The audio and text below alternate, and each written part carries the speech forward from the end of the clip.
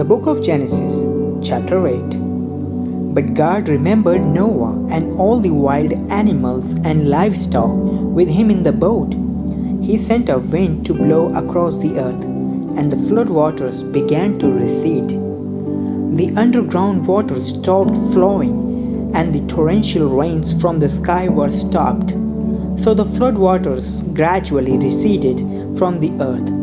After 150 days, exactly 5 months from the time the flood began, the boat came to rest on the mountains of Ararat.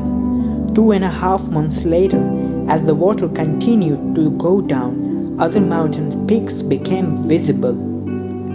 After another 40 days, Noah opened the window he had made in the boat and released a raven. The bird flew back and forth until the flood waters on the earth had dried up. He also released a dove to see if the water had receded and it could find dry ground. But the dove could find no place to land because the water still covered the ground. So it returned to the boat, and Noah held out his hand and drew the dove back inside. After waiting another 7 days, Noah released the dove again. This time, the dove returned to him in the evening with a fresh olive leaf in his beak. Then Noah knew that the flood waters were almost gone. He waited another 7 days and then released the dove again. This time, it did not come back. Noah was now 601 years old. On the first day of the new year, 10.5 months after the flood began, the flood waters had almost dried up from the earth.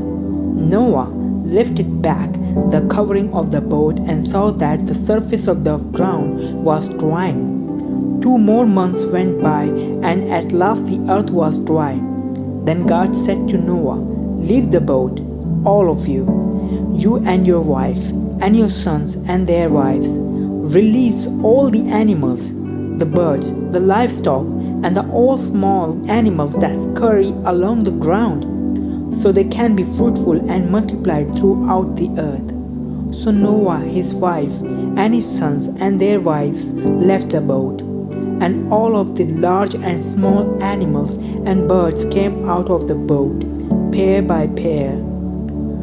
Then Noah built an altar to the Lord, and there he sacrificed as burnt offerings the animals and birds that had been approved for that purpose.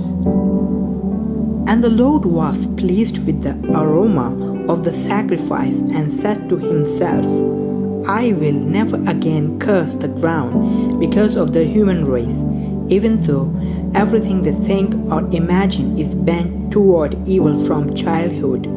I will never again destroy all living things as long as the earth remains. There will be planting and harvest, cold and heat, summer and winter, day and night.